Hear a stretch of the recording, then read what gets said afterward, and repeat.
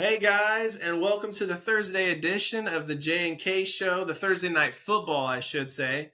It's Friday afternoon. We're going to cover Thursday night football between the Giants and the Eagles, and we're also going to be putting in our predictions for this Sunday and Monday and see how it goes. Last week I did lose. I had some mouse ears. Good looking to try to gain that momentum back because we really want to see Jason wear a mask every week. I would agree. Not have hair things going and stuck in my hair. We don't want to do all that. It interrupted the show, so we don't. Let's just get back to the masks and back to Kevin winning. That's the right way to do it. You got anything you You don't want want to to add? cover up this. You don't want to cover up this moneymaker, bud. This is what's bringing everybody in. Yeah, I mean, hey, I can't argue that. The analytics are there.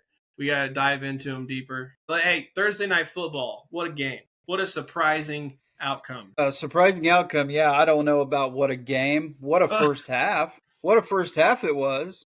Um, Good back and forth. yeah. Uh, for the two quarters.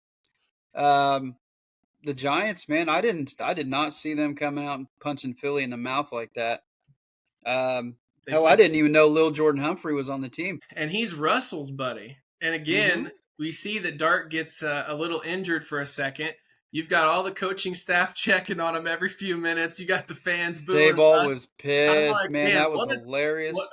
what a tumultuous moment in New York City or New Jersey, for that matter. There was a lot of drama, a lot of excitement for good and bad. But Yeah. yeah, I mean, what a game the Giants played on all phases. They played a fantastic game. Yeah, they were well prepared. I mean, give Dayball a little bit of credit. You go down to New Orleans and you look like shit. 5 turnovers, Hmm. and then you come up and man, you have a great game against the defending champs. Wow, I mean they were ready. They thumped them. Um, but just beat their ass. Uh, the defense was not falling for anything. They were. I don't think they couldn't really do much. Again, Saquon has a subpar game. Hmm. AJ Brown got a little bit more involved, but it just wasn't enough. It just couldn't. Jalen doesn't have a whole lot of time to get rid of the ball, and Yeah. even if he wants to try to scramble a little bit, he just doesn't have a lane to escape in. Hmm. And the New York Giants, their front four, dude, are a wrecking crew.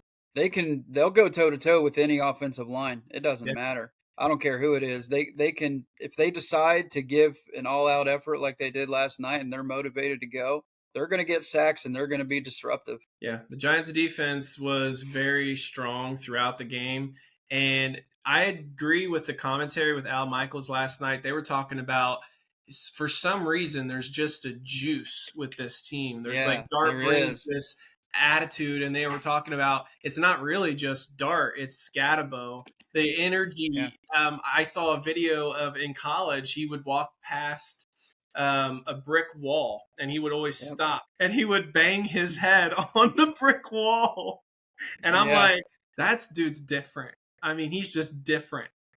Yeah. Um, it seems like every time he runs the ball, he leads with his head to some degree, or at least his shoulders. And Yeah. you could make an argument he could be getting concussed on every play, but he shakes his head after every play. And I saw someone say, you're never going to know when this guy's concussed unless he falls over because he gets up, shakes his head like he's shaking the cobwebs loose, and he goes back into the huddle. And it's like, Yeah. I mean, in some ways, that makes sense for you to like kind of have a reputation. He actually gets called for a taunting, which Al Michaels brings out the idea of, hey, taunting is a felony in this NFL league. All he did was running by him, kind of said something like hit harder or, somewhere along those lines. And he gets called Yeah. with a taunting. I'm like, my goodness. No, see, man, it was incredible. In that first half, there wasn't very many penalties really. Mm-mm. So The whole game the only. refs were probably getting pissed because they weren't getting their camera time. So they heard Scatabo say, pull something out of his ass and said something slick or whatever, but It's like, oh well, we can't have you talking to the other team. That'd be 3 flags on the field. We Hmm. got to get our 15 minutes of camera time in. But And other than that, I just don't see it. I mean, you saw Jackson Dart too when he was running on the sideline. He dove headfirst yes, into one of the Philly guys. I'm like, that used to be a flag. Where's that at now? But it's okay as long as it's against a certain team. Maybe they got mad at Philly for running what 4 tush pushes in a that's row, what I just wrote down. Four and straight tush then pushes, their guards false started again. at least once. So like, man, I don't know what they can do about that, if anything, Just make it reviewable. because Just you're gonna they're have to. they're doing the upstairs on first downs, and they're getting to the point where we're getting an answer within 10 or 15 seconds. So as they're Hmm. getting huddled back up from the play, we're finding out as once they join huddle, oh, crew confirms this is actually a first down. They did it in the game. Why can't you just do that for tush push? You're showing everyone at home it was a false start, and then you're not calling it. Well, I guess your only alternative is to fix it with the review. Otherwise, stop showing everybody how they're cheating. I guess Yeah. you just keep it a secret because it's not.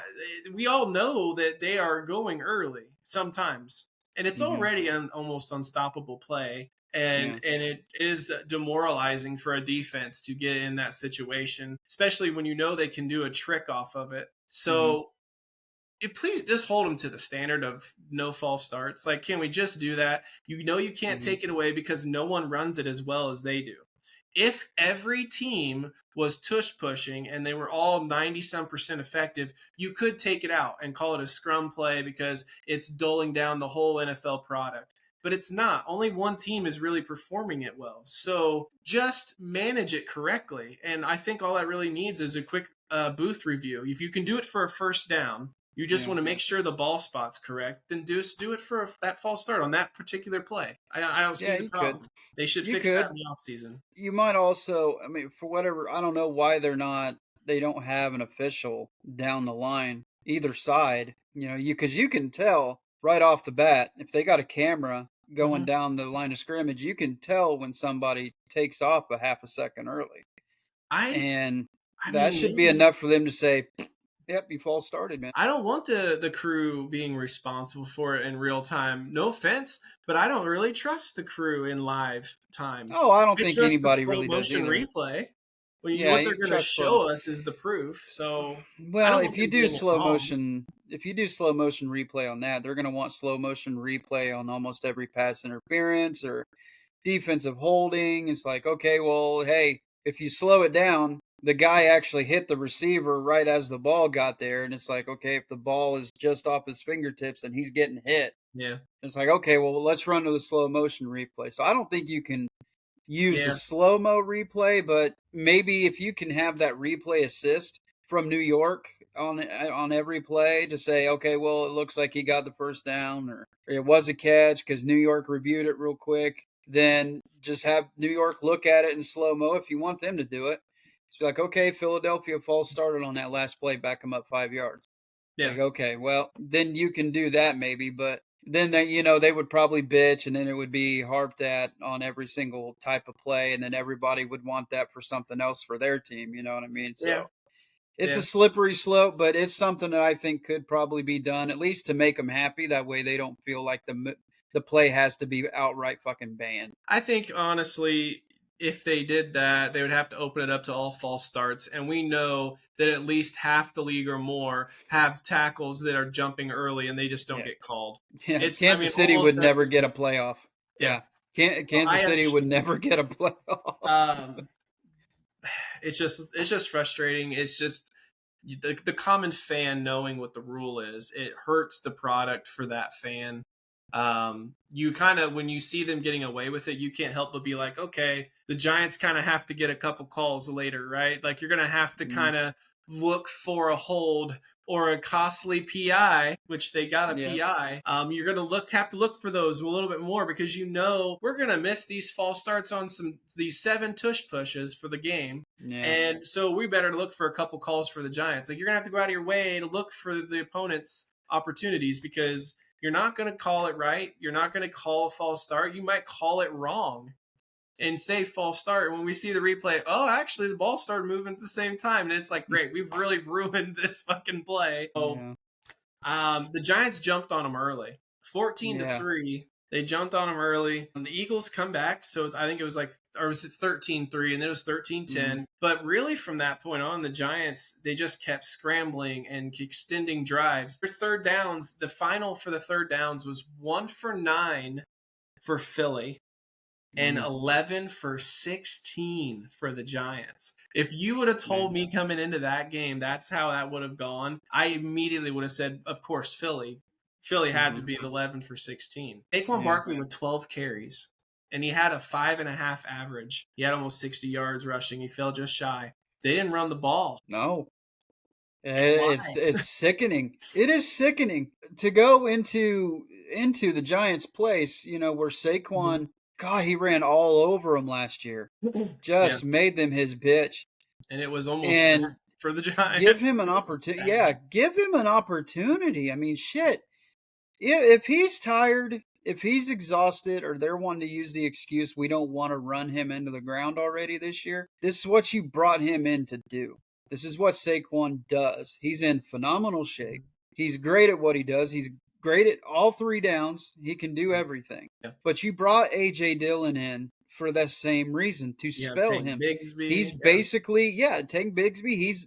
Both of those guys are basically Saquon Juniors. And they're They can insurance both do policy. the same thing. Absolutely. Yeah. They've run similar offenses, in Jacksonville and in Green Bay. They both have caught out of the backfield before. They run the zone plays. They know what to look for. So if you're really honestly worried about using Saquon up, then I mean, early in the season, give him a half a game off, give him a quarter off. Mm-hmm. But if he's cooking, like he was cooking Mm-hmm. the first couple plays that they had, and Mm-hmm. then they were just like, all right, fuck it, we're going to throw it a few times. Didn't work out. They threw it You know, 33 times. And I feel insane. like what we were talking about with the media and we were talking about with AJ Brown and it's almost like this is the kind of repercussion you have. I almost feel guilty bringing it out of like, hey, this is the AJ Brown game, and then it was the Devontae Smith game, and they lose to Denver. Then they have a short week, and Mhm. then they lose again to the Giants, and it's like for them to throw the ball more. I'm like, well, the stress of figuring out the passing game may have actually affected this game. Because if they had stuck to who they were, we would see signs of that through the stat sheet in the box score. But it Mhm. does seem like they're, well, let's work on the passing game a little bit. Let's not settle, and it cost them. I feel like Yeah. they kind of succumbed to the pressure a little bit. Yeah. It was almost hard to watch, Mm-hmm. especially in the second half when it was just there was nothing going on. They didn't put up 1 point in the second half. It was just ridiculous how lost that team looks right now. Yeah. It just they look like last year they started out 2-2, but they had an identity. We're gonna pound the rock, and then as soon as you start to get sucked up for the run, we're gonna beat you deep. And that was hard for everybody to stop because they didn't know what you were gonna do. And that allowed Saquon to break loose a lot. And now it's just not happening. Mm-hmm. So I think they may have just gotten away from the whole we're going to use Saquon, and they just like, okay, well, we need to put the spotlight on Jalen Hurts and make the league realize that he's a top quarterback and he can beat them by himself. No, he can't. Does this team feel like the Seattle Seahawks Legion of Boom to some degree? That run, that dynasty, because it has felt that way at times. Doesn't it feel like this year they may try to show the world that Jalen Hurts is the guy like they did with Russell? Like I'm Mm-hmm. starting to feel like the Philly is going to fumble the bag when they're holding Barkley like a Marshawn Lynch. I'm Yeah. starting to feel like that is their fate possibly because their defense is awesome too, like the Legion of Boom type. Like it feels very parallel universe. Yeah, it you could make that comparison, sure. It Mhm. makes sense, but I'm not sure. I would almost say the Legion of Boom, the early Seattle days, those teams were probably more talented than what Philly is. On offense, not so much, but defense for sure. They have a good defense, don't get me wrong, but Their secondary isn't what their Seattle's was. secondary is so suspect, man. I Yeah. mean, Cooper, outside of Cooper DeJean, Hmm. everybody seems like they're hurt Yeah. or they're just content with, hey, I got my ring, I got my bag, so I'm just gonna kind of half-ass it at times. I'm not really gonna make an impact, I'm just gonna kind of let things go. I'm not gonna hustle, But Philly's you know. Philly's defensive line and linebackers are definitely, I would say, up to par with Seattle's from that from Oh, that. for sure. I would It's just the their front secondary. line for sure. Their front line is Yeah. head and shoulders above what Seattle ever had. Yeah. But that secondary for that Seattle had was just special. They Yeah. had everybody was good and That was an all everybody was a hitter. that was an all-time So, secondary. oh yeah, oh yeah. But it just seems like right now there's either no trust in each other in Philadelphia, or there's just no belief that Hmm. we can do this. I mean, they don't get off the field. They don't seem like they're in a big hurry when they're in pursuit of plays. Like outside of Bond, I don't see anybody hustling. Like it's just like, okay, we'll all get our ankles broken. Jackson Dart even broke Bond's ankles on that first touchdown run. Made him look like a fool. But Zach Bond, he's still a hustle guy. He's still a great linebacker. But it seems like Philly's content with what they did last year. It's interesting. It does feel like finally now we're starting to see the signs of a hangover. When it was interesting Yeah, how much they were cooking in the beginning of the year and how they were riding every ship at every moment of turns within the game, outside of the game, and then when they got to the passing game, they've hit a block. And now it's yeah, affecting the other spots in the game and now their running game and their defense, and it's like, holy crap, they're taking steps back. It's obviously a lot of pressure. AJ hmm, Dillon, he fumbles the ball on a play. He's just trying to, that like sealed it because they really had to get points. And it's just, you're starting to find moments where like there's a mistake now. Now it's like, okay, the cracks are starting to form within the armor a little bit. yeah, Uh, yeah.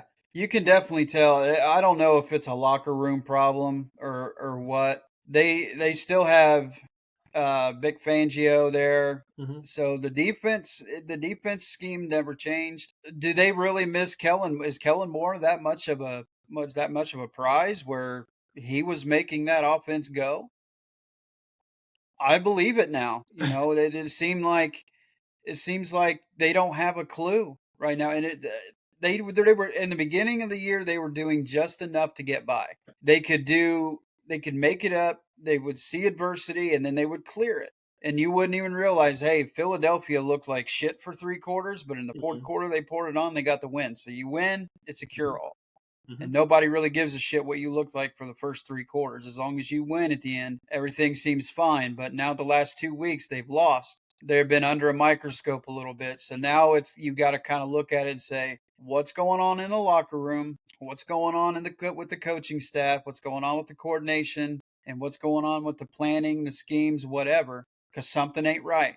Yeah. So I think it first and foremost, as it comes with any team in the way it should, who's making the most money? The players. So you got to look at the players and see, okay, what is this? What's going on at the player level? What are we not seeing? What are we seeing this year that we didn't see last year that was a problem? Mhm.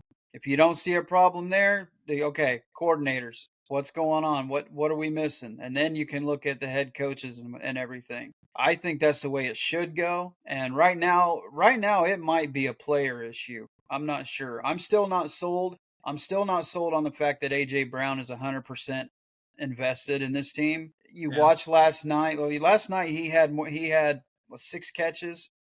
He Might even had have a the better rebound. game. Yeah, he had a better game.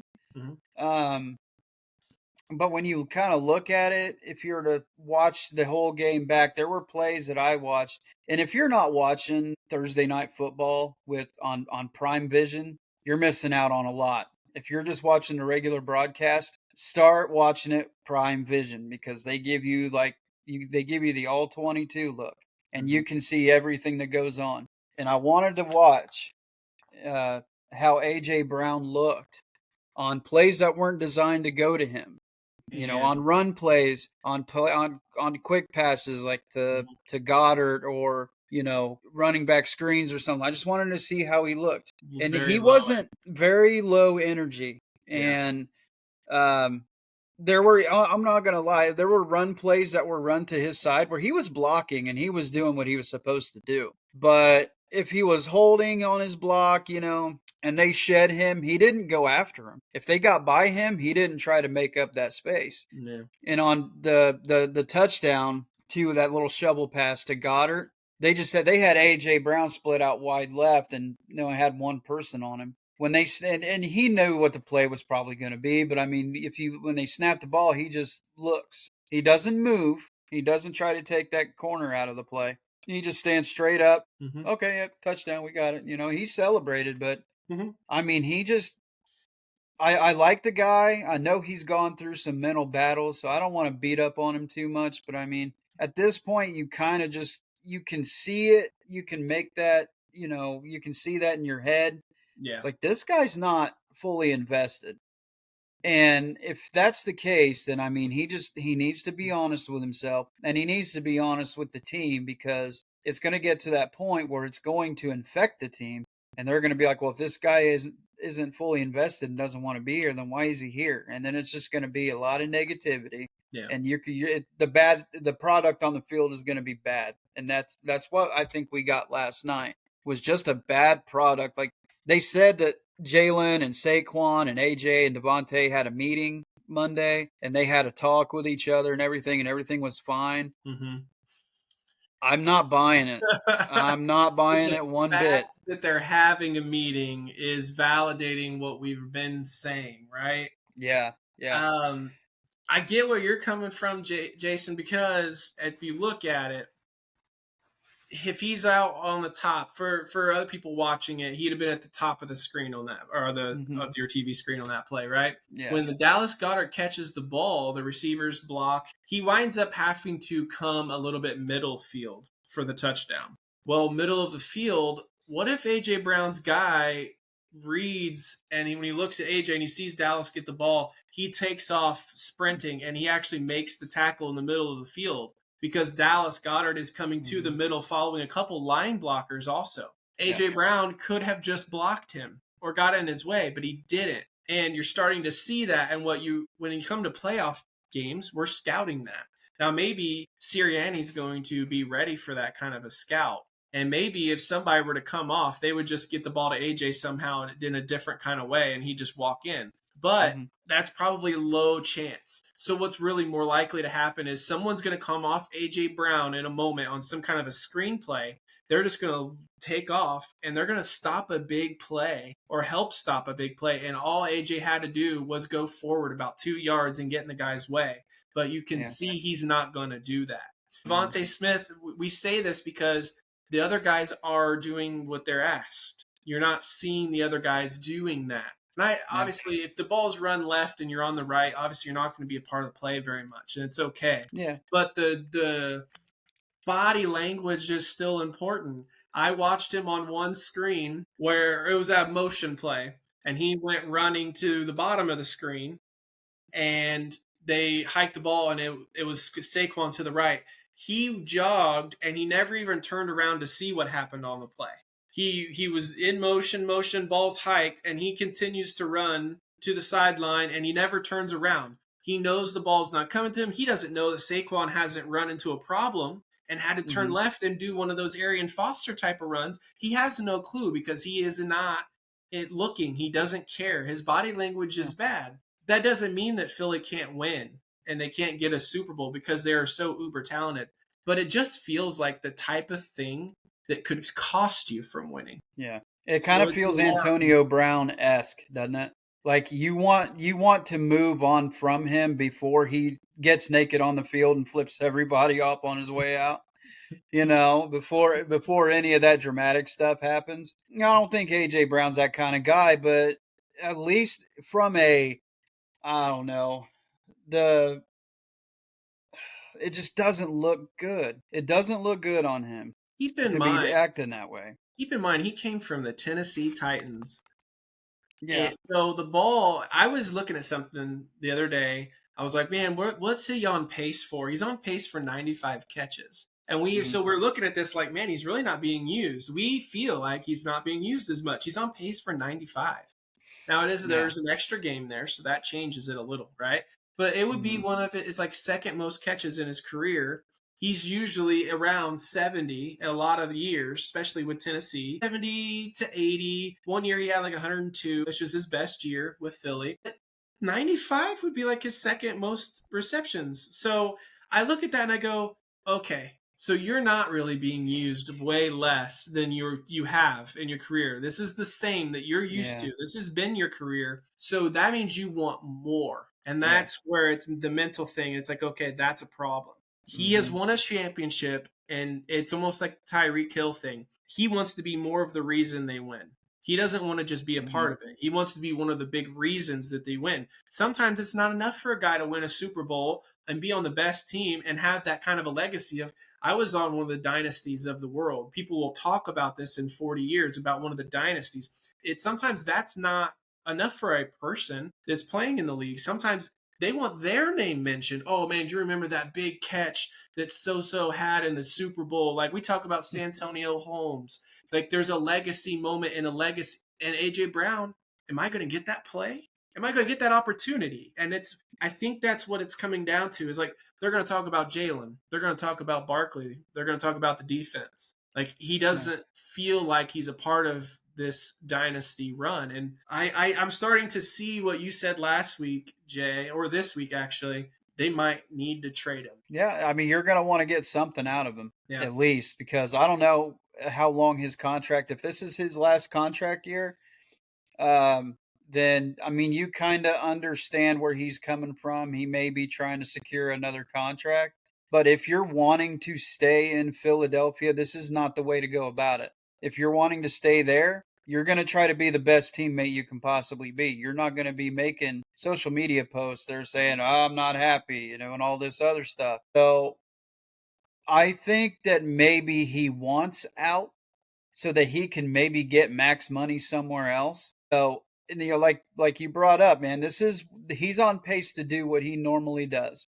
And to say, I feel like I'm not being used enough or I'm not being utilized or Jalen's not seeing me, then okay, then that's an offensive line problem Mm-hmm. because Jalen is facing a lot more pressure than he normally has. Their line is nowhere near as good as it was Come out of last year. retirement, Jason Kelsey. We need Man, you. nah, I've seen enough of We that dude. need we need the Japanese maple. I see you. Nah, we're good. At least I am. His face is on every goddamn commercial now. He's getting up there with Taylor, man. I just don't want to see him. Hey, we're He's gonna have to do annoying. a He's on Monday segment. Night Football. We're gonna have to do a So, segment of which Kelsey do you prefer, though. Mama Kelsey. I prefer Mama Kelsey. I agree. You gotta love Yeah. Mama What Kelsey. what a sweet lady. Yes. How she raised two morons, I'll never know. Anyway. Just kidding. Don't kill me. Whoa, whoa, whoa. Uh, Whoa. hey, I thought the biggest play in this game, what an interception to take, like that was a big momentum shift. Mm-hmm. I will say here on the J and K show, my jaw actually dropped watching that play because I thought it Yeah. was a nice, solid, quick, non-floating throw to that left sideline, and that guy jumped it, and I was just like, oh Oh, my gosh. where did he come from? I can't even remember his name. I was just shocked. I can't even I was just like, holy crap, the Giants are gonna do it. That you just feel the juice. The Yeah. juice within the whole team. The defense, the running backs, the receivers, Wandale early getting involved. The tight ends are involved a lot. Like it's everything. And the Giants we've been talking, they're gonna be fun to watch. They could fuck around and be in the hunt by Mm-hmm. the end of the year. Again, they're only 2-4, right? But Yeah.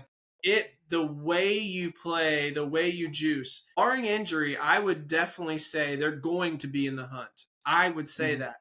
barring injuries, they already lost Neighbors. If they don't take any more major injuries, they will be in the hunt at the end of the year. I actually believe Yeah, they'll be in it. I mean, I don't think they're going to be out of it. At they'll least be until around later in the year. 500 late in the year, in my opinion. Yeah, I believe so too. And as much shit as their GM gets for letting Saquon go, and all the stuff on the Hard Knocks and everything, like I really don't want to see him go to He Philly, and then he drafted ends up well. going to Philly. He drafted very well this year. It's a damn good thing because he wouldn't have a job if he didn't know how to draft. Pete No, Carusel no, doesn't no, know how to no. do free agency or Yeah. mannerisms with the teammate players and have communications with the players.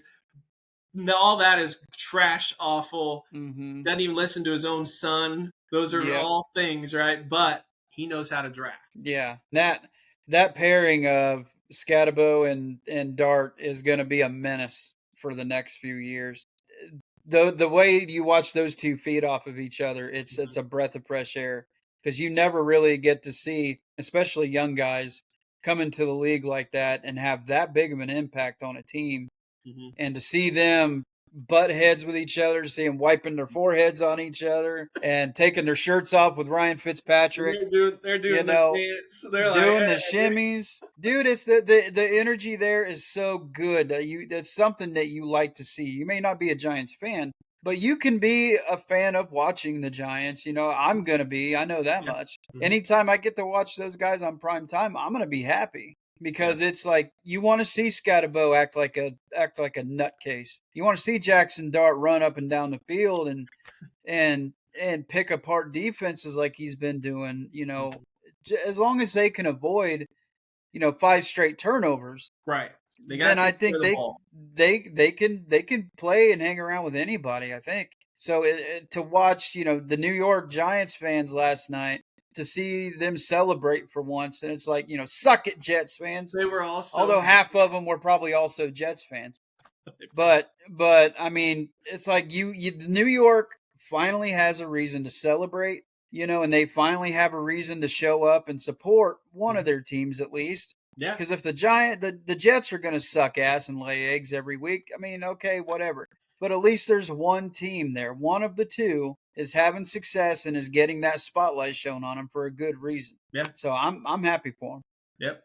And my last main reason that I have a feeling about the Giants, when Dart came out of that blue tent, the way his teammates looked at him, the way Dart walked out, the way it was almost like, hey, daddy's fine, guys. And it was like, this isn't a fucking rookie. This is out. This is Daddy's fine. absurd. He walked out, Yeah. his hair's like he's, sweaty, his hair's all curly in the back. He's got his like mullet going. He's talking with Dable. Dable's looking at him, and it's just like, let's go kick some ass.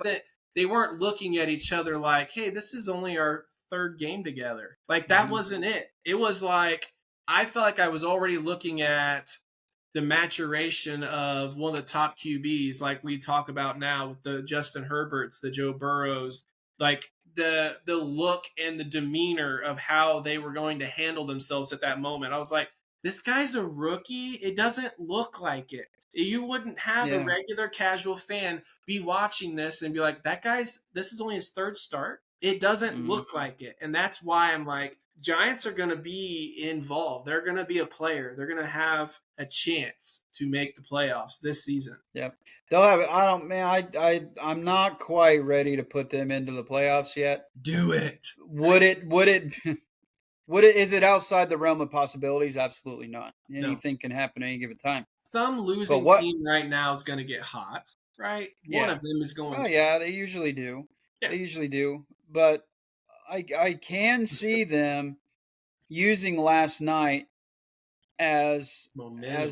kind of like the gunshot to get the race started, and to thump Philly like that in front of the entire world just has to make your dick like this much bigger. You know What what I mean? what team So can they not beat? They just beat they Philly. can So what team can they not beat?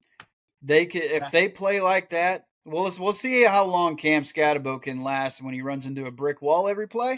But I think they can. I think they really can. But I'm just not ready to put a whole basket of eggs over and hand the keys to Jackson Dart right now and say, I know you're going to lead this team to the playoffs. If we can give it a couple more weeks, the 7 and seed. if he keeps playing like he's playing and he doesn't have 5 straight turnovers, then okay, they probably will have a good shot. Here by week 7, maybe they find themselves at 500 and they could be in second place in the East. Yeah. That whole division, at least right now, even with Dallas being down, it feels like that whole division is up for grabs. To some degree, you'd still give Philly the edge, but the rest of them, it's like there's no Not clear by cut. much, yeah. Not There's by no clear much. Yeah, cut. I might put Washington at 2 Probably. just because they made such a big push last year, Mm-hmm. And but they got Daniels back last week and played well. mm-hmm. So I get it. So between those man, those 3 at the bottom, man. I mean, I don't any of them could go and do anything at any time. Mm-hmm. So it should be exciting to watch at the very least. Trade Russ because the fans were not happy or excited for that.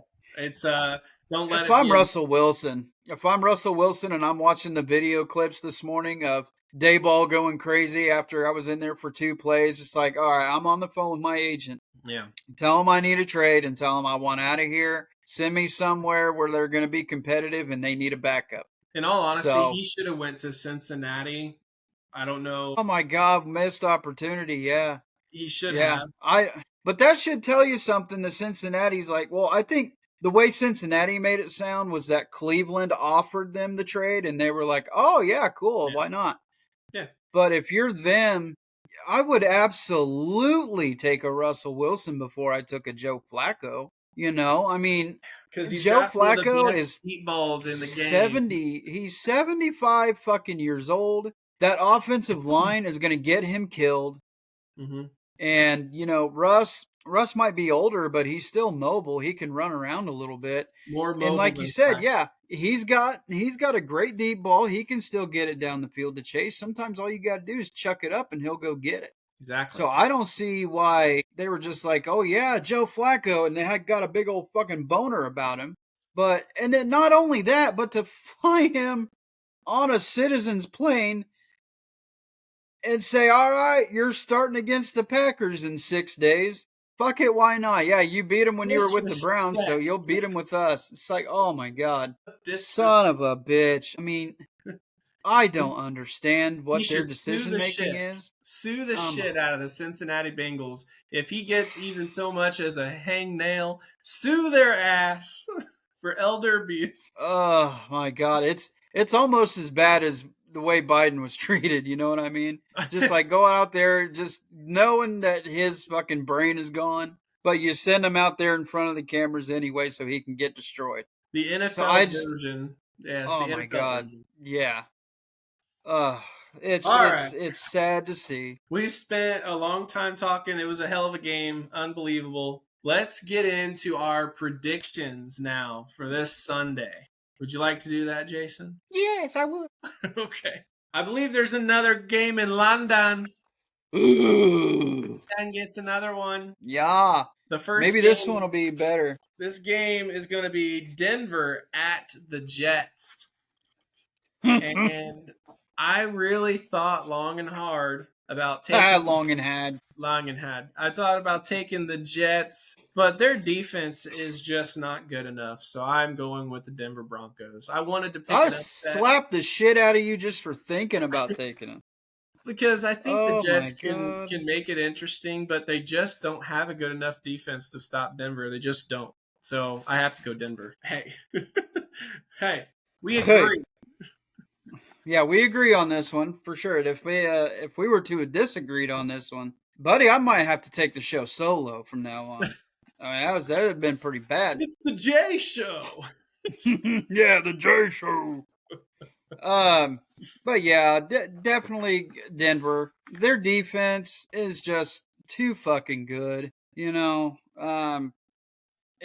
After last night, I at least I did kind of looked at the game from last week and it's like, well, was it really Denver's defense that made Philly look bad, or was it Philly that made Philly look bad? I'm kind of 50-50 now. Yeah. But I know Denver's defense is amazing. Definitely a top 3 defense. So I think they can do just enough. Fields may get away on a scramble here and there, but Mhm. as far as just running the offense and normal shit, I think Denver's got enough to stop them. They may have to. I honestly think if they can just shadow Garrett Wilson, I think they'll be fine. Yeah. Because I don't see anybody else there who's gonna come and beat him. Who else is gonna fucking do it? Lazard? No. I guess I just So looked at it and thought, after beating Philly, you can understand a team maybe laying an egg. And I just couldn't mm, talk myself into the egg being a green jet. So yeah, I, no, I no. couldn't. I mean, what parody if they do? But I mean, I don't see it. And if I wake up Sunday morning and the Jets are winning or if they have a lead at all in this game, I will be amazed. Yeah. So I'd say Denver by probably 20. Yeah. I agree with that. The Yeah. next game we have the LA Rams at Baltimore. Laram, Who do you have in this one? come on. In a Come different on, Captain. in the multiverse, there is a lot of people picking Baltimore, but in this universe, I think we're both picking the Rams on this one. I think so. I think so. You got Matt Stafford versus Cooper Rush. Mm, Boy, what a matchup that is. Boy, that's tantalizing. I think the Rams are just going to be too much, and I wouldn't be surprised to see the blowout, Rams put up another 40 some on them. blowout. And not Denver, Baltimore, put a fork in them. I think they're done. And maybe if you want to bring Lamar back after their bye week next week, okay. But I'm really scared to put him out there on the field with this shit sad product that they have. He can't be Lamar if he's not getting, at least 3 seconds back there. So you got to get him. They have to make some moves before the trade deadline. If you're Baltimore, try your damnedest to get you some linemen or a lineman that's going to make a difference. Because okay, Mark Andrews is on the back end of his career. You have guys that you can move that could be good elsewhere. Maybe a Bateman can get put in a package or something.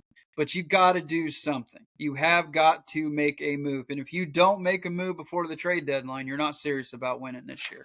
But yeah, Rams by fucking 30. I'm Yeah. season, it's done, it's cooked. Lamar comes back and he'll either save your season because he's damn good, or you Mm-hmm. guys are going to continue to be awful. Don't even Yeah. try to save your season with the trade because it will not be possible because of the trade. I think they could Mm-hmm. just get better by subtraction. So if they're going to make a Yeah. trade, sell Derrick Henry and give Keaton Mitchell and get more speed out there and see if that helps. I don't care. Yeah. Sell somebody, sell Hopkins, sell Bateman.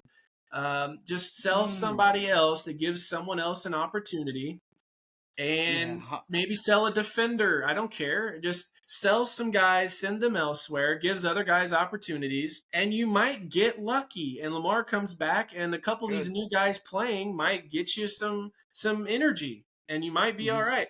But you're not going to save your season on a trade. You're going to just sell the guys that have some value, like Yeah, get you before it's some too draft picks and just plan for 2026. late. Yeah, Like I get that too.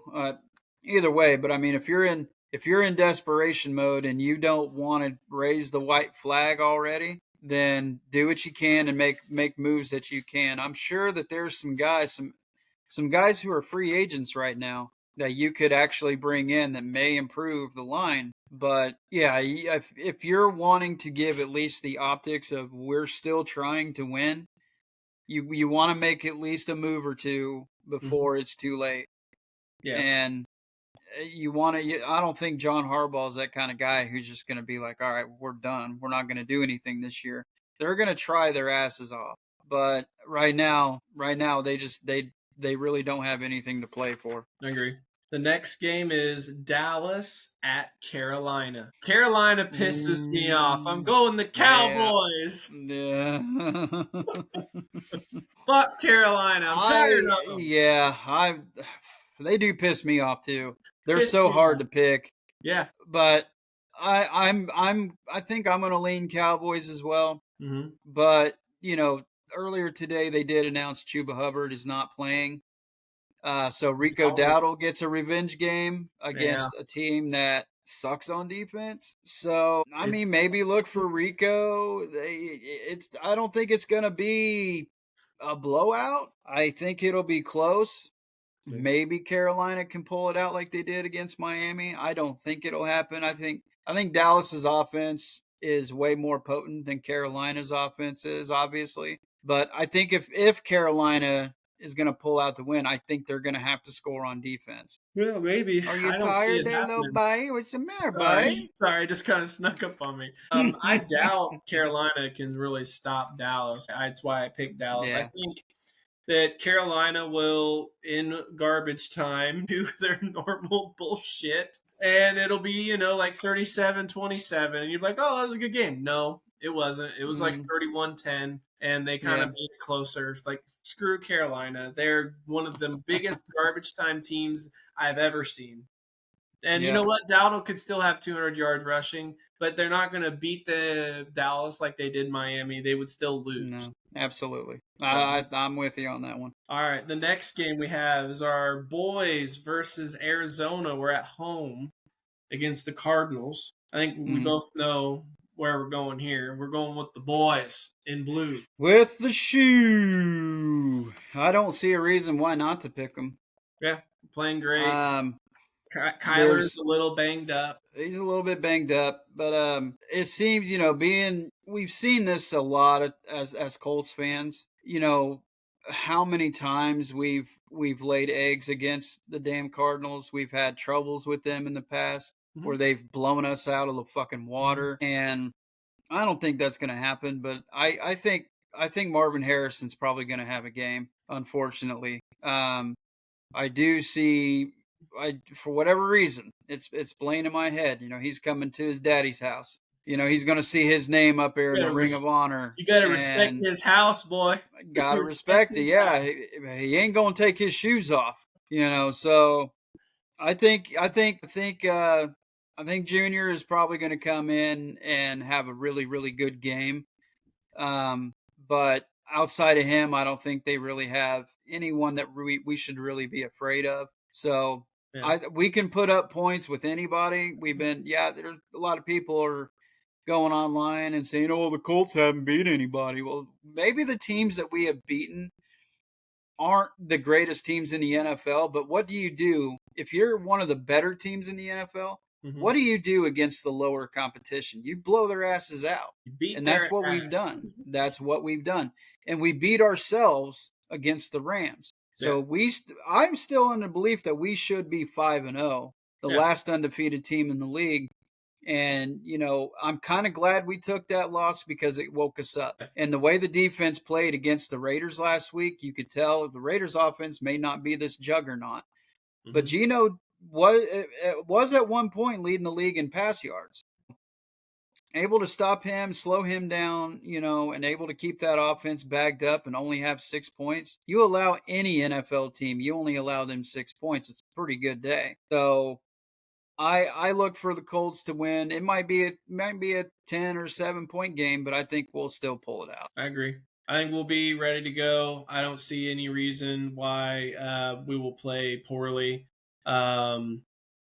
Everybody's just firing on all cylinders. I think their lack of a run game, I think that bodes in our favor. I think our defensive guys, we might get Kenny Moe back. We'll see. I just think we're humming. We're ready to go. Yep. There should not be a lot of games this year where we will honestly be like, you know what, we might lose this game. There's only going to be a couple because we're playing at that kind of caliber right now. Yeah, especially in the lighthouse. Yeah, we're at home. At home. Right.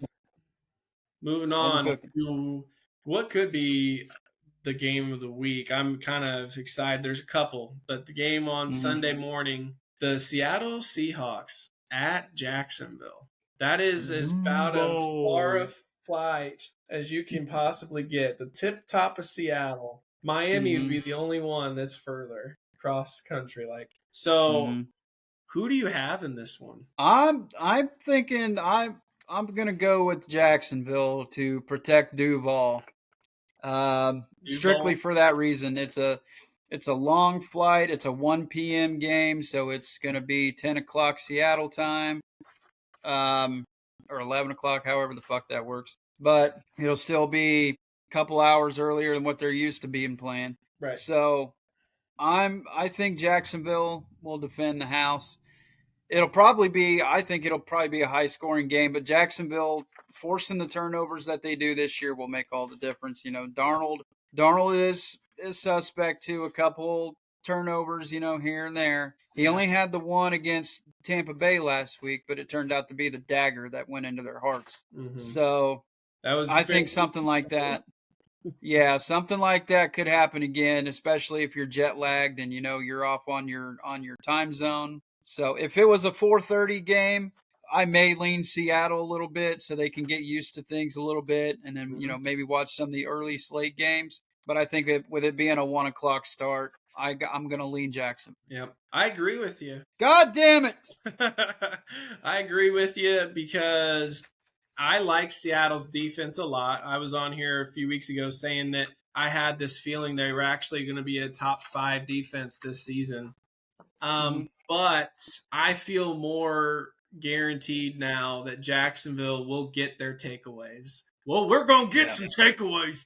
That's we're going to get them. Here I want your cornbread.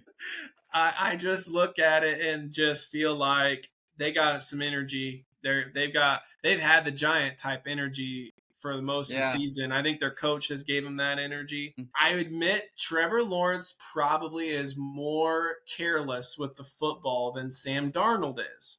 But as good as Sam Darnold played against Tampa last week, that pick late is just like, yeah, Jacksonville's going to get the one they need. It's like, I just can't help but feel that way. Like Jacksonville will get that same timely pick, or maybe they cause a sack fumble, but they're going to get that turnover they need to win the game. Like at whatever point, it could be second quarter, could be third, fourth, it don't matter. So I have to go Jacksonville. Their way they've run the ball is a little better than Seattle's. Like I said, I know Jacksonville has turned the ball over a little more, but they still have the best turnover ratio, which means they are turning teams over by a lot. And so I have to go Jacksonville at home. The distance of travel. If it was a Carolina to Jacksonville, but it was a better team than Carolina and it was just close, then I would think differently. But the distance and all that, I gotta go Jacksonville. I agree. Yeah, hot take here. I think Jacksonville is going to give them their second straight last-second loss on a 60-plus yard field goal. Ooh, Cam Little, bud. He's going to pull out. He's going to pull out his ball bag and say, "Come and get it." His accuracy has been a little wavery in the games for me. I feel like I've seen a little lower confidence the last couple weeks with him, but you never know. That's exactly why you sell while the stock is hot, bud. All right. Next game we have is the LA Chargers at Miami. Now, if Miami had won last week, I might pick Miami for a hat trick, but I'm not because they let them off the hook. You let somebody like Carolina beat you, then fuck you. Fuck you all the way. I'm picking the Chargers. Right in the face. They're going to get right. Everything's going to be fine and dandy. Harbaugh going to get them back on track. Herbert's going to get back on track. Keenan Allen, they're going to score. They're going to score on like a frenzy. I see a high 35 for the Chargers. Miami maybe 24, but I definitely think the Chargers are going to do well. Hassan Haskins and Dahl are going to split. They'll be fine. Yeah, ridiculous because we agree again. Well, yeah. I think I can't pick Jim to lose 3 in a row. Never. No. That just won't happen.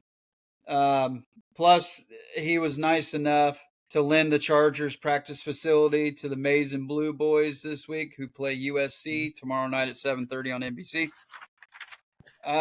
So that being said, I think the good mojo he got from being with Sharon Moore again this week and being around the Michigan team this week, having them in his facilities and everything, may give him just a little bit more of a pep in his step to where, he'll be calling some shit. And then his old boy from Michigan, Hassan Haskins, I look for him to have a good game. Mm. So yeah, give me the Chargers. Very good. All Yeah. right. The next game. We've got Cleveland at The brain. Pittsburgh. At Pittsburgh, coming off the bye. I am going Pittsburgh. But Dylan Gabriel, hey, you had a good game. Pittsburgh's defense, though, they were doing good going into the bye. I expect them to do enough against Dylan Gabriel to pick out a win. I don't think they'll kick their ass, but I think Pitt will get enough. Oh, I do. I think Pitt will do well enough to win the game. Yeah. Probably kind of a smash mouth kind of game, like a 2014, 2017, somewhere in that realm. I don't think that they will kick their ass. Oh, I do. Okay. I do, and I don't think Cleveland puts up any points. That's where I'm heading. Like, I don't think they score. I don't see them scoring. Wow. I think that the pass rush is going to get home. I think Dylan Gabriel gets sacked at least 4 or 5 times, and it gets to him. So Dylan Gabriel love lasted 5 days. Wow. well, I wouldn't say it's Dylan Gabriel hate, but You're I'm just gonna saying, die. when you're gonna be running away from TJ Wyatt, What? and it's just, I think, as good as he looked in London, coming back home, and then you already have your bye week. As soon as you get your first game experience in and you're hyped, you're ready to play, and then it's like, all right, we got to shut you down for a week. And it's like, all right, now you got to get back into the rhythm. You got to get back into practice. You're going on the road. You're going to Pittsburgh where their fans are fucking insane. Their defense is playing a lot better, and you still got Aaron Rodgers across the field from you. Now, I'm not going to sit here and say I think Pittsburgh's going to put up 35 on them. I mean, you're right. I think it's going to be pretty much a hard-nosed AFC North kind of a smash mouth game where, Pittsburgh may only put up 17, but I don't see Cleveland putting up anything. And at most, a couple of field goals, but I just don't see Gabriel leading them to too many points. And then, of course, you're going to have the barking heads. Oh, push Shadur in. I'm going to put that shit to bed right now. If Shadur Sanders had an Ice Cube's chance in hell of playing this year, they wouldn't have put Bailey fucking Zappi from the practice squad up to the number 2 QB. Whoa! So just shut the fuck up. Shadur's not playing. Whoa! Wait a minute. Whoa! Breaking news here on the J&K show. It was reported about 30 minutes ago, Kevin Stefanski named Shadur Sanders the number 2 quarterback this Sunday. Ah, fuck off. He's still not going to play. He was I debating, really don't think. He was debating between himself, I saw a meme, himself at the number 2 or Shadur Sanders, and he made it known it is going to be Shadur Sanders. We will see him in Week 10. Book it. Maybe. Week 10. Maybe, but I think Gabriel's going to have to play really, really bad for us to see Shadur. If it was going to happen, Shadur would have been number 2 on the depth chart the whole entire year. And it wouldn't have just been, okay, well, we're going to give Dylan Gabriel the start. Dylan Gabriel is right here. Shadur is height-wise, Shadur's got like 5 inches on Gabriel. He can see shit better, maybe, but I think people just need to chill the fuck out on Shadur. I don't want to see him play this year, and I'll tell you why. It would do him a lot of good to sit back for a season. Mahomes set back for a season. Rodgers set back for multiple seasons. He needs to learn. He's never every place he's gone to play ball, he's had his dad there to prop him up and to force him into being the starter. And he played great. He was fine in his system and everything.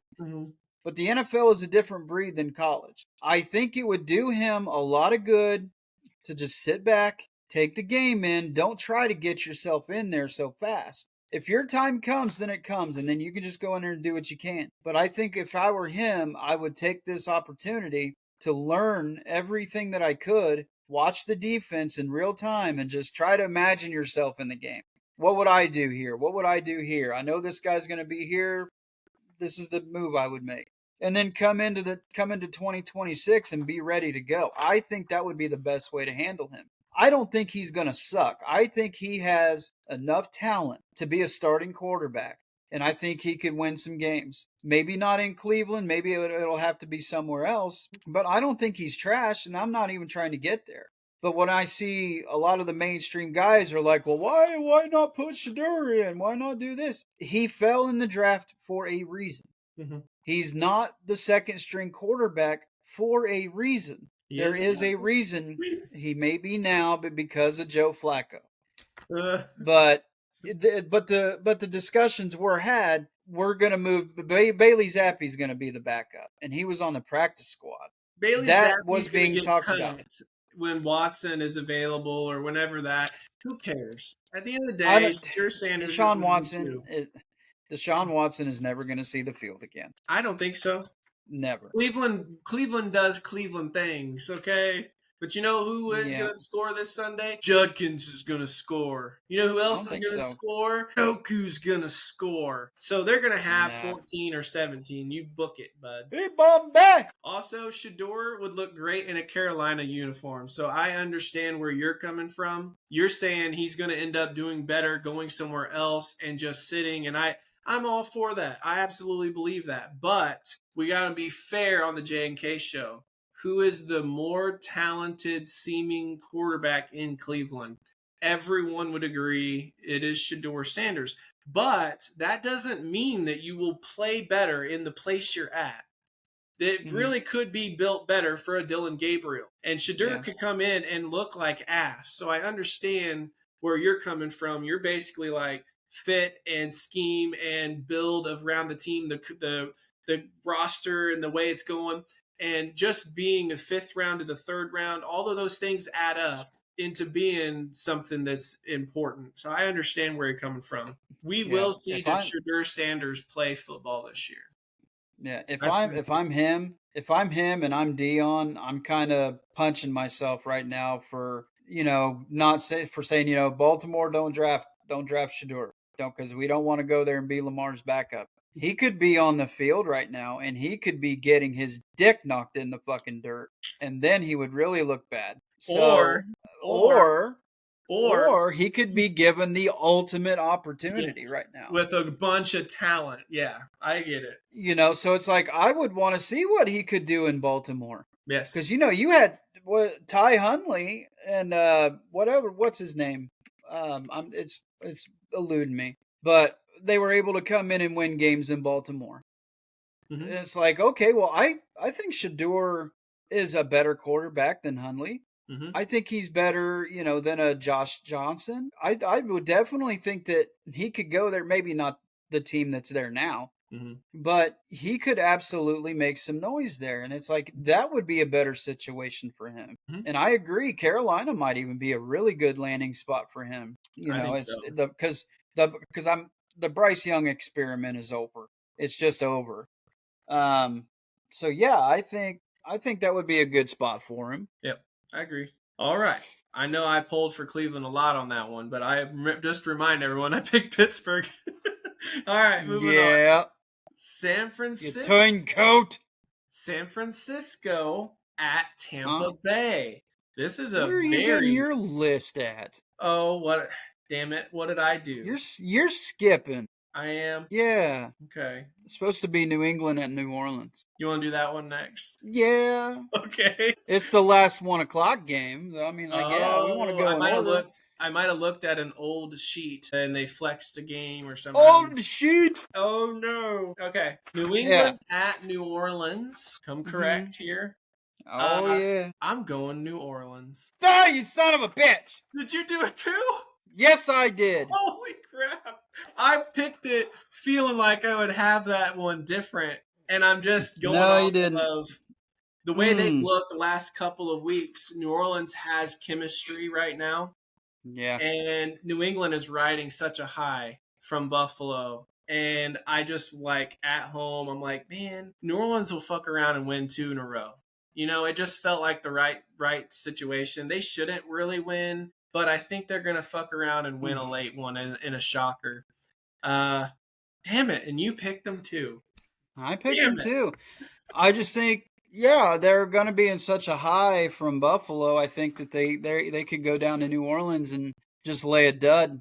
Mm-hmm. If they were, if New Orleans can force the Giants into 5 straight turnovers last week, I mean, I'm not expecting New England to do that, but I'm expecting, yeah, they could turn the ball over a couple times. Yeah. And I, Ramondre what has the a hell? Why can't I think of his damn name? Ramondre has a fumbling problem. Antonio Yeah, Gibson tore his ACL, so their the kick backs are return not holding on to the ball. their kick return guys out now. Gibson's going to be out, so they have to put a new guy in there. Maybe their special teams isn't going to be as Mm-hmm. good as it had been. Yep. I mean, it kind of stacks up to a Yep. surprise New Orleans win. Yeah, and Spencer Rattler's playing really well. He doesn't turn the ball over. He's not doing anything wrong. He's not making stupid decisions. Mm-hmm. He may not be, chucking 90-yard bombs every other play, but Shahid's starting to Mm-hmm. emerge. Now he can see Uh, him bombing the Shaheed. It's like, well, if you can bomb the yeah, Shaheed, your offense is starting to spread out and become more open and not so condensed and yeah. difficult to throw a 5 yard pass. That almost sounds like you're attacking a Middle Eastern country. We're gonna go bomb the Shahid, but I didn't say but that on the J&K show of all places. I we're didn't. not political. But no, yeah, I think that that might have been what New Orleans needed to start them on a little bit of a run too. Yep. I still don't think they're gonna do any damage in that division. I don't even think they're gonna win 6 games, but I think that this could be a 2 or 3 game stretch where they're like, all right, well, we can do some stuff. Mm-hmm. Maybe in the next couple weeks they get brought down to earth a little Mm-hmm. bit, but I think right now their defense was playing really good. Their offense is clicking. Their special teams are always a threat to score. So, and they're at home. If this game was in New England, I would pick New England to win. But Yes. since they're going on the road, they're going at New Orleans, which is a hard place to play. Yes. I think that New England can go there and lay an egg. And the way I look at it too, like you said, causing the 5 turnovers, I'm liking their defense. And the offense now, I'm like, okay, Rattler's not turning the ball over. You have 2 running backs that you like. You have 2 receivers now that you like. And now Taysom Yeah. Hill, and now you have 2 tight ends. So I'm just like, look at all these nice little weapons. They're all doing different things Yeah. and molding different ways and getting you different first downs and different plays. And it's like, hey, they're not built too bad. They had to get Mm, chemistry. They had to get it going. They had to yeah. use each guy correctly. And now I'm like, hey, they're not a piece of shit. Yeah, they're kind I, of I nice. I've been impressed ever since the Buffalo game. I'm like, this team isn't bad. Uh, Mm-mm. they've just took some time to warm up, and so now I think they could flirt with a almost 500 record. When you said 6, I was thinking Mm-hmm. maybe 7 wins this year. So Splitting hairs. yeah. Yeah, but I think Kellen Moore he's starting to get his I think he's starting to get his philosophy spread there with the team. They're starting to actually pick up on it. Hmm. Guys are getting healthy, Hmm. so Yeah. I think they're going to shock people this week. Yep. I agree. Yeah. Damn it. But now, All right. listen. Okay, since your whole thing's out of whack, You can call it from here on in. I don't care. I'm not moving. Just this one. Just this one. Okay. I All don't want to take hosting responsibilities. right. Okay. Um, the next one we got a battle of 1 and 4s. Oh. The Titans at the Raiders. The Raiders. Who you taking with this? I went back and forth. This is a pick 'em. In all Mm-hmm. honesty, this is a pick 'em. I'm gonna go So with the since home team. wait. So Oh. since you're calling it a pick 'em, Uh-huh. if I pick different from you, does it count against the record, or is it just a push? What are you overcomplicating it for? You pick and I pick, and if it's different, haha. No!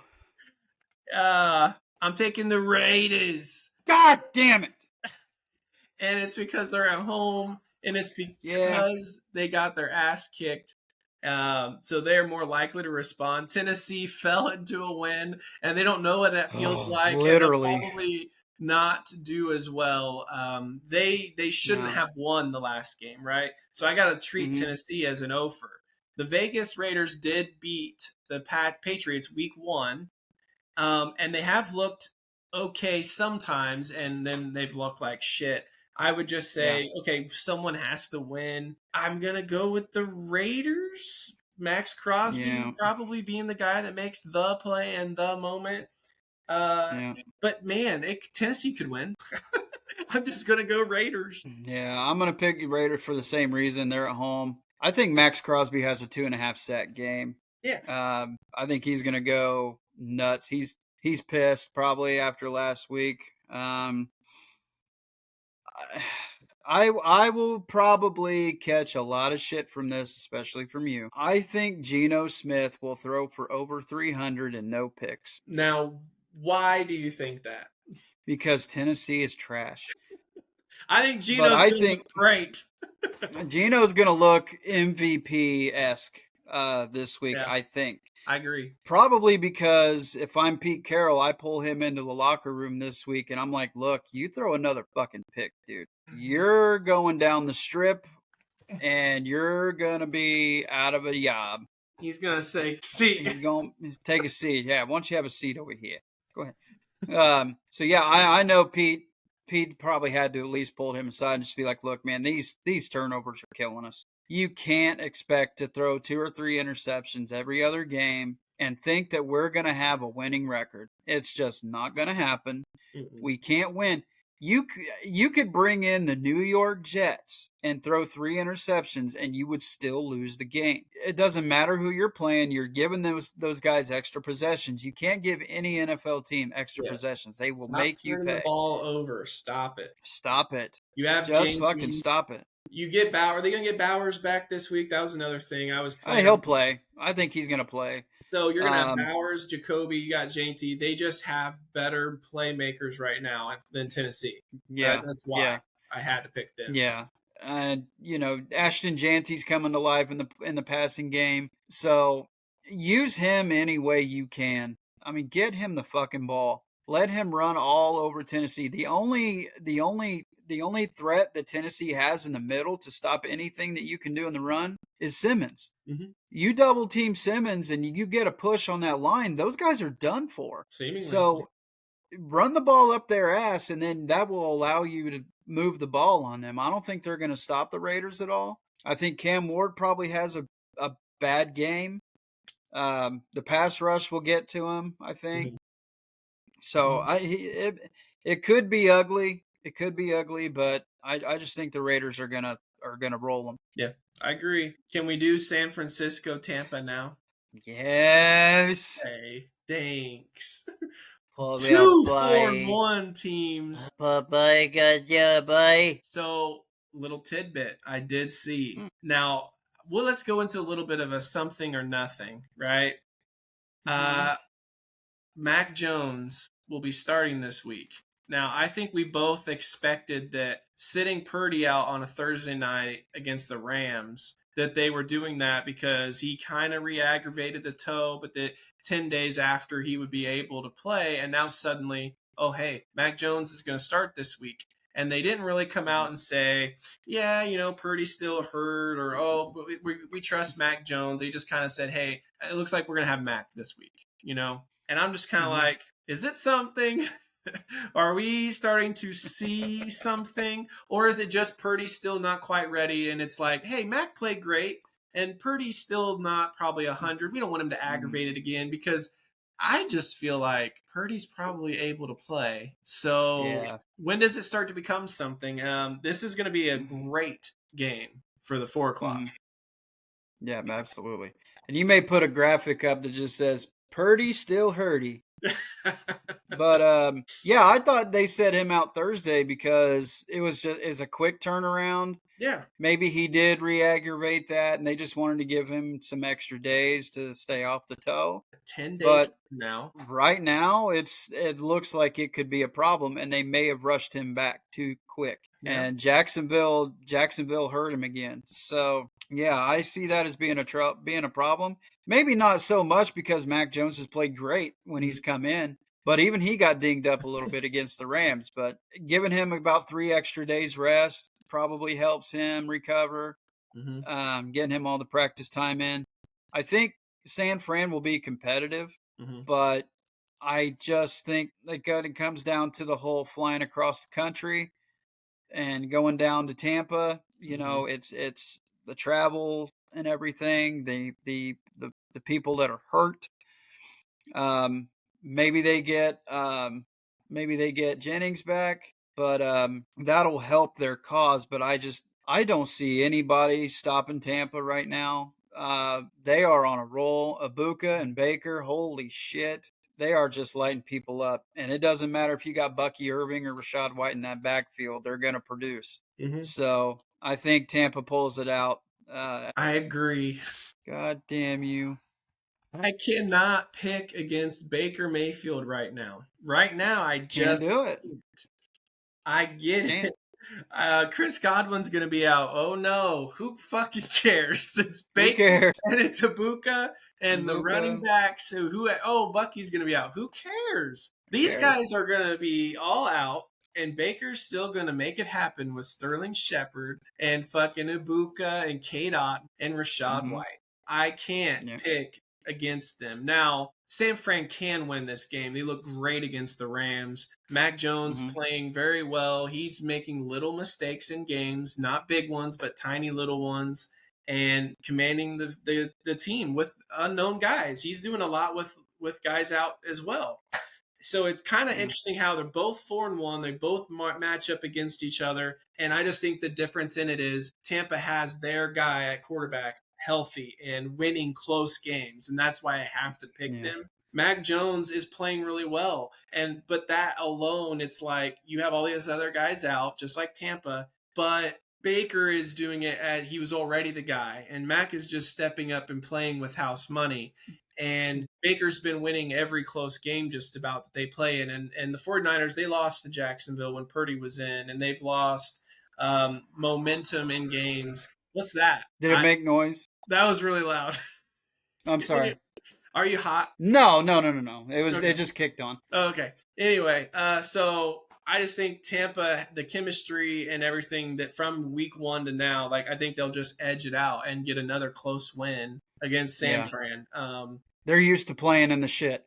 I Yeah, mean, so a team figuring it out. that's been in the shit Wow. for that long, Yeah. and they're still 4-1, and every game has been a frontline battle. Yeah. You can't coach that. You can't say, hey, let's play like we're in this situation. They've been in the situation, so I don't think that they're gonna do anything down in Tampa. Mhm. Tampa's gonna. It may get ugly too, but um, this may be the first game that Tampa wins by more than one possession. Okay, I won't go that far. I think they'll win at the end. Just saying. I'll do it. I want the smoke, bro. All right. The next game. Can we do Cincinnati Yes, at yes, we Green can. Bay? Cincinnati Yes. at Green Bay. Real quick, Go ahead. since he at Green Bay, Hmm. the Packers, my Aunt Janet's favorite team. I want to wish her a happy birthday today. So I am gonna go ahead and with that, my Hmm. present for her is I'm gonna pick the Packers. Duh. Duh. So I thought we could have had a thing at the same time. Like, hey, one, two, three. And then you could have said Bengals, even though you really mean the Packers.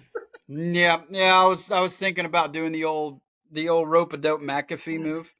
Packers, and it's not gonna be close. And it is unfortunate NFL wise. There is probably going to be at least 3 games every single week where you just know ass whooping, and it's coming, and there's Yeah, not nothing you can do about it. Green Bay is going to kick their ass badly. yeah. Does Joe Flacco die on the field? No, okay. Here on the J and K show, we don't advocate for death. Okay, we are only saying that as a joke. Okay, Joe Flacco gets sacked plus or minus 4 times. Plus, Plus 4. Okay. So that means I 5 would almost. games. I will go 4 no would be a more than push. 7. No more than No 7. more than 7. But But you like 5. I like 4 4 to 5 times. 4 is a push. Rashawn Gary, Micah. I think this might be Micah Parsons. Hey, remember me? Yep. They just come off a bye. They're going to They crush just came them. off a bye. It's not going to be close. It's going to be really ugly. So, yeah, they may field more phone calls later next week. Maybe they do call and check out on a Russell Wilson or something and say, look, let's we saw how happy that you were when Jackson Dart was healthy, and you're really pissed off when you saw Russell Wilson run 2 plays. But yeah, can we have him? Yeah. Cincinnati on a short week with Joe Flacco, you have to know they are only going to have short shit, and then they'll have some occasional shots. They're not going to have elaborate post patterns or anything that's like for 20 or 30 yards. It's going to be, can we take a shot for 50? Otherwise, it's going to be less than 10 on just about everything. Because he didn't gonna know their playbook. I know he's a 40-year-old vet and he knows what we can do. But no, this is a terrible situation. Going to Lambeau, Green Bay's gonna win it, and they're gonna win it easily. If Green Bay drops an egg into this division again, like they did Cleveland, then we are going to have to come on the J&K show and really fuck the Packers up for doing that. Because this would be more embarrassing than Arizona's loss to Tennessee. That would be bad. I'm just gonna say it. Yeah. Oh my god. And if Joe Flacco beats the Packers twice with 2 different teams, oh my god, it'll be over. I don't care how cold it gets in Lambeau; they are scorched earth to me the rest of the year. Yeah, I wouldn't be able to pick them again. Like the cowboy bullshit has followed them to Lambeau. Congratulations for being one of those teams that is cursed. You bought a cursed organizational player and brought the curse your way. And honestly, we see that happen. I'm picking the Cowboys the NFC Championship game because I'm like, gone. The curse is gone. Micah Parsons left and the curse went with him. No, anything but that. No. Don't do it. You get on there wearing a Dallas Cowboys thong and a hat. We them boys. Is that a crop top? You're goddamn right it is. It's Zeke Elliott's training bra. Oh. Anyway, next game. I think we might differ on this one. We're at the Sunday night game. Right? This might be the one. Now this is awesome. An awesome game. I can't wait for this game. Detroit at Kansas City. I'm getting a phone call. I am getting a phone call. And it might be the school for my kid. Give me just a second. Oh my goodness. You got the wrong number. My kid doesn't even go to middle or high school. Anyway. Yeah, isn't that wonderful? You interrupted the flow of the show. Thank you, school. Yes. I do apologize, folks. Have to cut that out. Cut the shit. We'll take that long pause out when we post it, so you will never even know. One more long pause. Zen. Okay. Okay. Kansas City hosting Detroit, coming off a big win, but I would argue that they have no good wins at this juncture. Nope.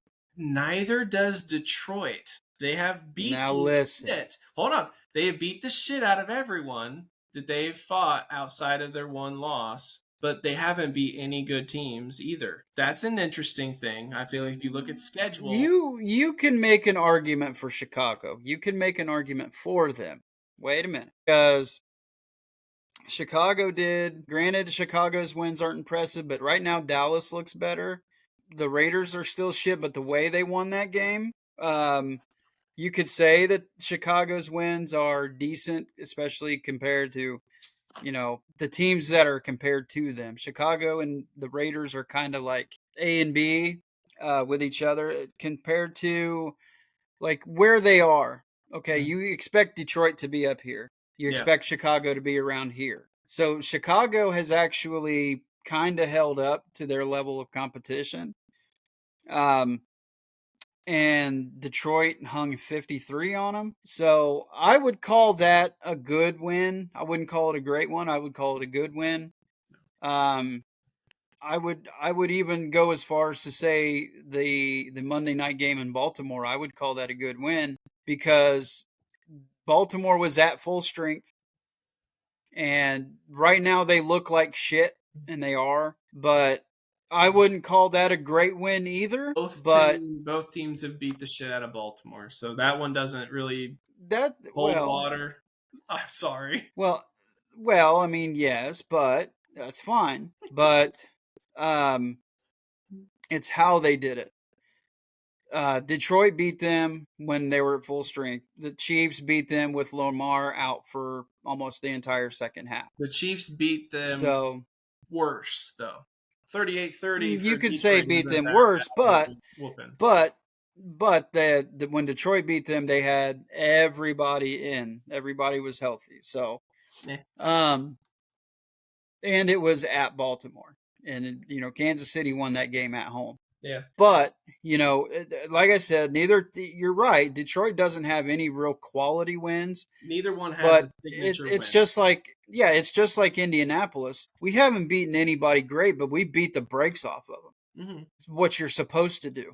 Well, I So, was setting the stage for Cowherd. These are two of the top 5 teams in football. oh fuck Neither off. one has a signature win. That's where I was going with it. It's like, oh, Sunday night football, these guys are so good. This is the 1 versus the 5, and it's neither one has a signature win. They don't have a win against the top half of the NFL right now. So I was setting that stage. It's like, we know they're pretty good. Detroit's real good. Kansas City's decent enough. They got the whole Patrick Mahomes deal, but neither team has beaten anyone of credit.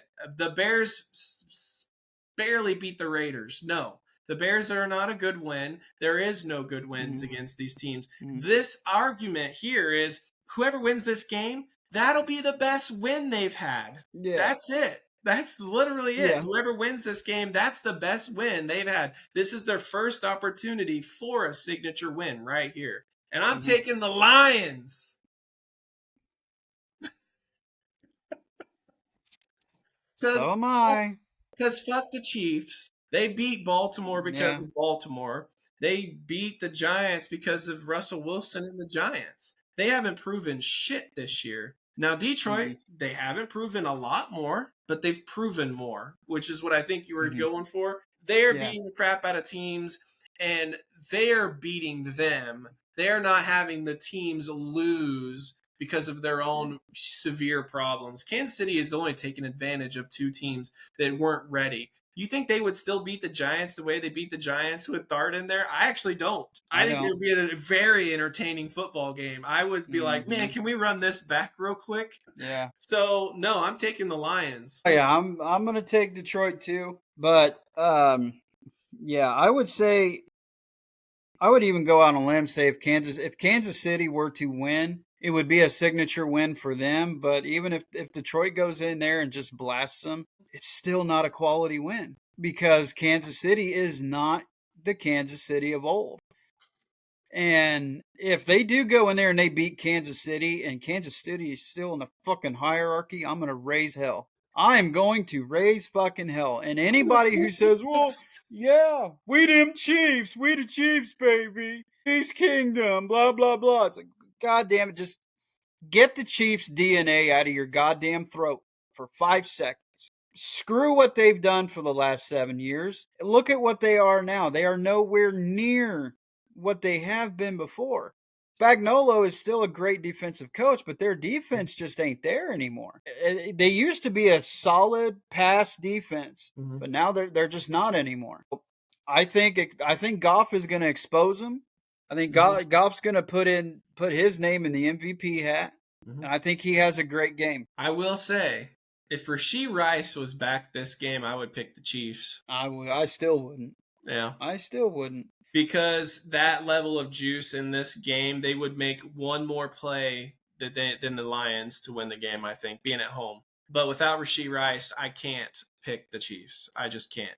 They will get calls to win this game. They will not actually beat the Lions. They will get calls. I'm already going to say it here. We'll be talking about some weird-ass bullshit PI penalties for the Chiefs if they actually beat the Lions. They will not beat the Lions all on their own. they will have help. No, they're gonna have to get some blatant shit calls, which they usually get a couple every game, Yeah. and that's just how it goes. Hmm. Um, but I just think Detroit's too good right now. They are flowing. They're hitting on all cylinders. They went into Cincy and made those guys look like ass. It could be their fault that Joe Flacco dies on the field, and they could be responsible for whatever happens to him. Hmm. But I just, man, just that momentum that they're on right now, you ride that as long as you can, and until somebody knocks you off that peg, there's nothing that you have to do different. But I just don't think Kansas City is that team. Maybe late if this game was later in the year and the Hmm. Chiefs have it figured out, and like you said, they get Rasheed Rice back, then maybe we're talking about a Chiefs win. But right now, I say the way that those two teams are going right now, I cannot in good conscience pick Kansas City to beat Detroit. That's fair. We Damn still right don't it have is. a single game different, and we have 2 Monday night football games left. Get rid of the two goddamn Monday night games already. We don't want it. Nobody, Nobody asked for it. Nobody likes it. nobody ever asked for 2 Monday night games. God, it's fucking annoying. Yes, we only want. How can it be Thursday night football, Sunday night football, and then Monday night football, and there's 2 games on Monday? To me, neither one is the Monday night football game if there's two. It's like we always say, or Yeah. Jay says, if you have two quarterbacks, you have no quarterbacks. So, You have guys, none. if there are 2 Monday night football games, there is no Monday night football game. You're ruining it. No, no. And they're always on Nobody. commercial at the same damn time, too. How does that work out? I believe this is an attempt to avoid the criticism of having a bad Monday night football game. Because if you look back over the last few years, we were gauging this ourselves, and it seemed like the best game, Monday Night Football, only ever had one better night game. We used to gauge the three against each other. And then there was Mm-hmm. only 1 or 2 times that we can remember where we had like Rams Bengals, and then there was another one where it was like a 42-41 shootout, and it was a hellacious, great game. Otherwise, Mm-hmm. Monday Night Football never has the best game of the three. They Never. never do. And in honesty, they usually have the worst commentary, and they usually have the worst of the three. So I think they're doing this because it's like, damn, we better put two out there so we don't get criticized as much. No, you're going to get Mm-hmm. criticized more. We don't want 2 games that have the Monday Night Football curse on it, and they both end up like shit. Because last Mm-hmm. time we just had the two, they were both shit games. We had the Jets and the Dolphins, and then you had the Burrowless Bengals against the Mm-hmm. Broncos. Neither one Yeah. was a good fucking game. So you No. guys are fucking us on Monday Night Football twice. We don't like Twice. the fucking one that you give us, and you're giving us Yeah. 2 shit ones. Stop doing that. Yeah. The first one might be good. Um, Yes, these Bills games and look like Falcons they may should be be better. okay, Yes. but Those, and I mean, I think that they're looking at last year's game as a reason to put the Commanders and Bears on Monday night because it was a nail biter. and the But Hail I mean, Mary, oh and the my Bear player God, chirping to the crowd, and he gets caught on the Hail yeah, Mary and all that. yeah, That has more parody now. Like I'm like, okay, the drama of last season, I get that. But Buffalo and Atlanta, the first game, mm-hmm, I mean, it could be good. It very well could be mm-hmm, good, but starting the year, that would normally be Buffalo's going to win. It could be different. You never know. We'll start with yeah. that game. Buffalo at Atlanta. Who you got? It'll be competitive, but I'm still gonna go with Buffalo. Me too. Um, but I mean, coming off a loss, I think they got away from things a little bit. Uh, James Cook wasn't really on. They didn't really have him involved too much, which could be, a product of the New England defense. But the Falcons give up points, man. They give up points. Mhm. So I think Josh Allen is going to have a Josh Allen game where he throws and runs, and there's just nothing that you can do to stop that. Yep. So I if they try to get Cook going early and they're not unable to, then I look for Josh Allen and his horse legs to just run up and down the field on him. Yep. Buffalo's coming off a loss. They actually have a long week to prepare, right, from Sunday night to Monday night. Um, Atlanta, what I've been looking at defensively, they've been taking a week off and a week on for the 4 weeks so far, and then they had a bye week. Now, I don't know if Mhm. that's going to reset things, but to be totally honest, it's time for a bad week. Yeah. So that's where I'm at. I mean, I'm going to take Buffalo because I don't think their pass rush will get there enough. And then if it does, Josh Allen will probably make something out of nothing. Mhm. Um, Again, it probably would be better if Buffalo had found a way to beat New England, but because they Mhm. lost, they're going to be a little more hyper focused. So I believe so. it's kind of bad timing. I know Atlanta's coming off a bye, but I cannot pick them to beat Buffalo. I just No, can't. neither can I. Especially after a loss. And if Buffalo's going into this 5-0, then it's like, okay, those guys have got to drop one eventually. Mhm. But McDermott and the boys off a loss, they're pretty good. So I think they'll be refocused. I think Josh Allen will be zoned back in. I think they're going to have their heads out of their collective asses. Mhm. No mistakes, and it could be over by halftime. You never know, but I think the Bills will get back on track. Okay. And then our final game, Chicago at Commanders. I'm going Okay. Commanders. God damn. We'll get into. Let's just talk this game, and then we'll have a discussion. Okay. Um, here Not on the one different. not one different. The J and K show, you guys. Maybe we need a very different person to come on at one point just to help create adversity and struggle with these picks No. because we've only done this a few weeks and we already have all the same picks. Even the one pick that we picked as the upset was the Ridiculous. same fucking pick. Ugh. Hey, they're all the same. They're all the same. All the same. Same, but same. Anyway, Man, that never I'm happens. I'm picking the Commanders because Daniels is back. They play different with Daniels in.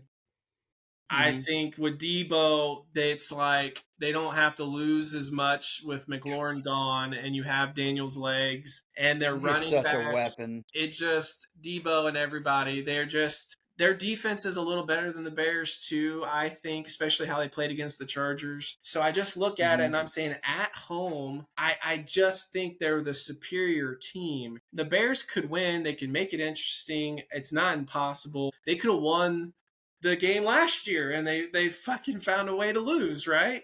Yeah, They were and matured. remember last year when they dropped that game, that started their fucking plunge Right. where they didn't win another game. I expect them to come in with a And much better mentality for this game. So I think this game could be really good yeah, and close. But I it just could have to go be. Commanders. Yeah, it could be. I just think, man, they have an added dimension this year with Debo Samuel. So they have that added wrinkle that they can throw at you, and you just don't expect what he's going to do. Yeah. I expected him to come in and be okay this year. I thought he was going to kind of take a hit stat wise. Holy shit, he's picked up right where he left off in He San looks Francisco, great. man. They were using him correctly. Mm-hmm. He is producing. Mm-hmm. He's scoring almost every week. Yep. And for him and Jaden Daniels and Marcus Mariota, they all had that rapport with him and they got Mm-hmm. him the ball. Yeah. So they're having a lot of success with him, which is nice to see. But, not having McLaurin hurts, obviously. But when you have, Krosky Merritt's coming of age, he had a really great game last week. Um, I think they got a pretty good balance going on right now. Washington does. So I don't see Zach Ertz having another zero catch game either. Um, so I think he'll get involved early. Um, the Bears like to give up some pretty good shit to tight ends. Mm-hmm. So I think Zach Ertz will have a pretty decent game. And he had like Debo will zero. probably have pretty good. He had zero Zero last week. catches last So I week would against the expect Chargers. Ertz to do better. So he'll get some food. Um, but yeah, I think the Commanders will take it to them. Caleb Williams maybe not having the worst game ever. I think they'll be all right. I think they'll score. Um, but I don't think it's going to be a nail biter like it was last year. I don't think it's going to be as drama filled as it was last year. So I say give me the Commanders probably by 10. Yeah. I think what's interesting is these are the two top picks from the draft having their second game against each other already. Yep. So obviously for Caleb, I think if I was going to say a knock on the situation, he might force the issue a little. The moment might be enough. It's like he's thinking about it a little bit. But I got to go Commanders. The defense for the Commanders is better than the Bears by a little, and I think Yeah. I got to go with that as well. Yeah. So, is there any games that we went through and you feel like you want to change one? No.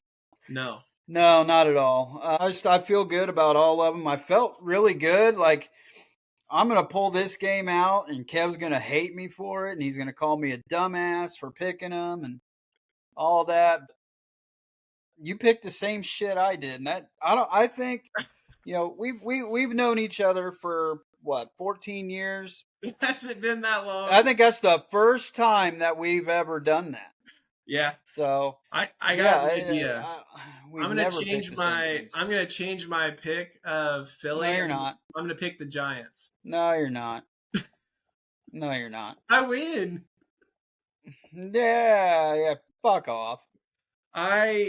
If I was going to completely change a pick, a part of me wonders if I should take San Fran because they won on the road at LA and there was no reason for them to beat the Rams. I would wonder if Baker would finally lose a game that we would say, hey, I can't pick against him, and then that's the week he would lose. So I'm kind of flirting with that a little bit. Well, it's not really a road game when you think about it. San Francisco to LA, that's like a game of hopscotch away. That's true. But then they still got to go across. Which defense is better? I feel like San Fran could have the better defense. Even though Bosa's out, maybe their defense is still a little better. Warner's a maniac. Yeah, but he's going to get himself hurt, So, I don't want to change that at all. Like I said, I have no reason to pick against Tampa Bay right now. Because even if San Fran starts the game out 21-3, I would still pick Tampa to come back. Yeah. Because that's what they've done. That's what they've been able to do. They never say quit, and they never get down on themselves. And what I really liked after the game last week was seeing the video of Baker talking shit to the Seattle fans, calling them all pussies and everything like that. And the guy, when he came in his rookie year, they were calling him immature college boy and all this shit. But now, like he said, you guys are calling me a dog now. So it's like, I'm sure as long as we're winning, the narrative will change. So you got a guy up there at the press conference calling the media out in front of the media to the media. It's like, I cannot hate this guy. Yeah. I fucking love me some Baker Mayfield all day. I think for the sake of having one different, I'm going to switch and pick the 49ers. I'm going to go ahead and leave it. That's fine. Obviously, you don't get to switch. If you change it, then we have the same again. No, I'm going to change one. We'll have to be our different game because... Well, you can't do that after the fact. It's tainted now. In what way? Because you'd be like, well, I picked Tampa. Yeah, I can have. They call that on the Nick Wright's show with Broussard. They say sit there. Don't bring that sack of shit into this. Hedging Fuck bets. Nick Wright. I'm hedging my bets. Yeah, that's why his nose is so fucking big, because he's a lying piece of shit. So you don't want to have a different pick? To me, it doesn't matter. I mean, if you want to change your pick to San Fran, I don't really. Just to have something different. But I think it's like, it shows how great minds can think alike sometimes. Yeah. And if we get half of these wrong, then we just think alike, but we're not getting any right. So. Well, just because we think alike doesn't mean we have to be right. Yeah. Yeah. It's just we find the same. We find similarities and shit, and we base our picks because of that. Mm-hmm. I don't have to go on TV and be like, well, I'm hedging my bets. All right, well, I don't want to change mine because I had conviction in what I was doing. I don't want to change them, so I'm not going to. Even the New Orleans one, I I really convinced myself that was the right pick. I don't want to pick New England, so No. I'm going to stick with mine. So I guess neither one of us will have a punishment for this week. We'll have the exact same, and we'll see how they ride. We'll see what happens. All right. All right, guys. Thanks for joining us on the J and K Show. Continue to like and subscribe, and we'll continue to put more content. If there's anything that you guys want to see, let us know in the comment section below, and we'll get to work on it as soon as possible. See you later.